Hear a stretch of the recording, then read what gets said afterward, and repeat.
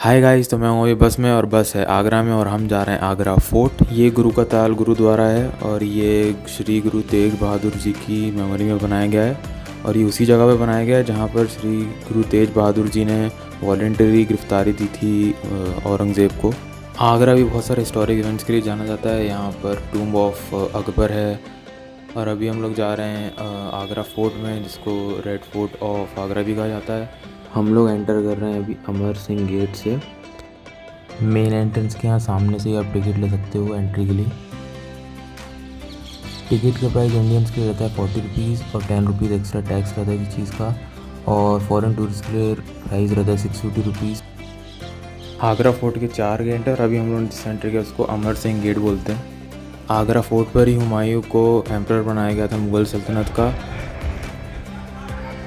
ये मैं आपको मैप के थ्रू बताता हूँ। ये हमने अभी इस गेट से एंटर किया था और अभी हम लोग ये वाले पैसेज के थ्रू आगे जा रहे हैं।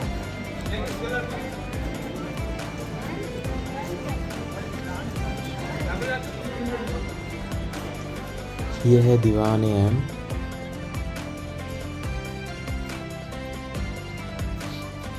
ये है आर्मरी स्क्वायर।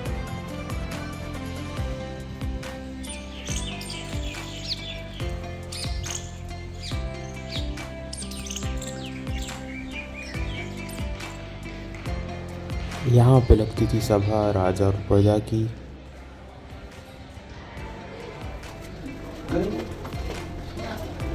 इसे कहते हैं मच्छी भवन। यहाँ पर रखी जाती थी गोल्ड एंड सिल्वर फिशेस बड़े बड़े टैंक्स एंड फाउंटेन्स में। एंड मैप में देखोगे तो हम लोग अभी फोर्ट के इस एरिया में हैं।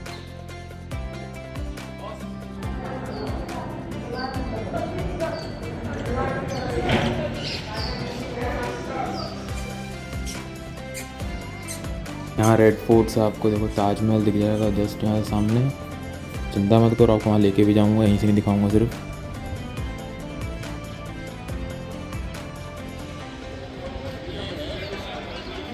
दीवान है खास।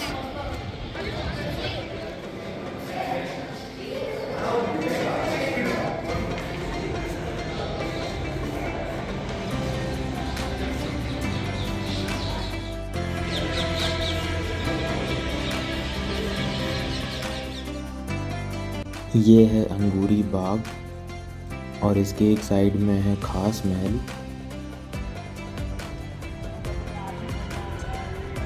ये उस टाइम पे रॉयल लेडीज़ का प्राइवेट एरिया हुआ करता था और यहाँ पर अलग अलग टाइप के ग्रेप्स एंड फ्लावर्स प्लांट किए जाते थे।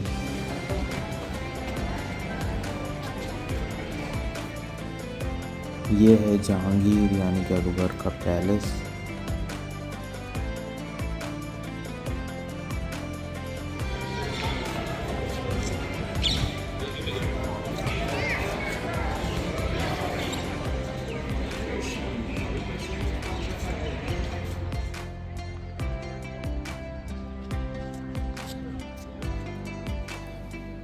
ये है अकबर के पैलेस का मेन एंट्रेंस।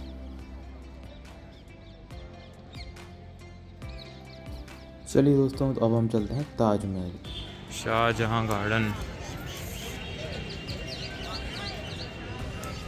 अभी हम लोग एंटर कर रहे हैं ताजमहल में इसके वेस्ट गेट से।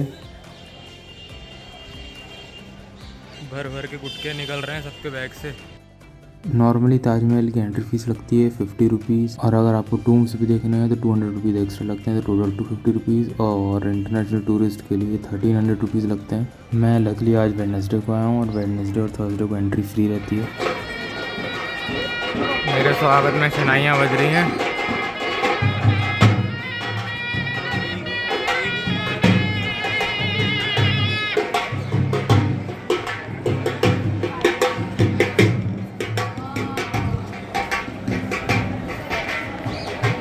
और इसके हम जैसे ही यहाँ से अंदर देखेंगे तो कितना ताजमहल कितना ही ज़्यादा खूबसूरत दिखता है यहाँ से। शाहजहाँ ने इसको मुमताज़ महल के लिए बनवाया था, उसकी मेमोरी में।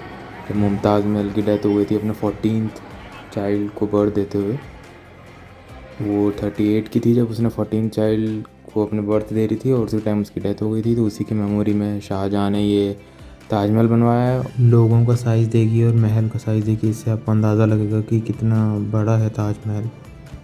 मुमताज़ महल शाहजहाँ की थर्ड वाइफ थी, लेकिन क्या आपने कभी सोचा है कि शाहजहाँ ने मुमताज़ महल के अलावा किसी और अपनी वाइफ के लिए क्यों कोई महल नहीं बनवाया कभी?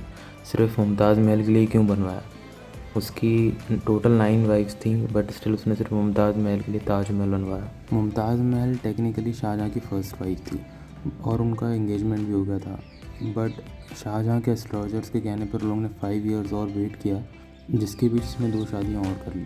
मुमताज़ महल को सब चीज़ सबसे ज़्यादा राइट्स थे और वो अपनी मर्ज़ी से कोई भी हुक्म पास भी कर सकती थी। मुमताज़ महल को सबसे ज़्यादा सीक्रेट्स पता थे और शाहजहाँ उनसे सब कुछ शेयर करता था। और जब मुमताज़ महल की डेथ हुई तो शाहजहाँ ने उनकी बहन से शादी कर ली।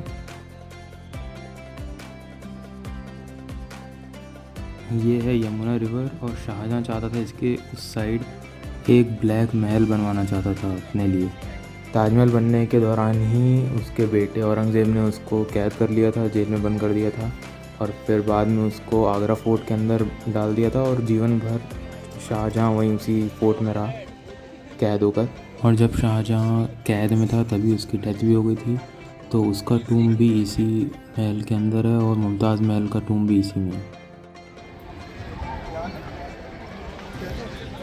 साफ सफाई का इतना ध्यान और कहीं नहीं देखा मैंने।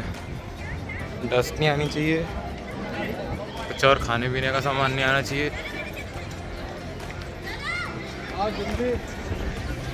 इतनी अच्छी देखभाल हो रही है ताजमहल।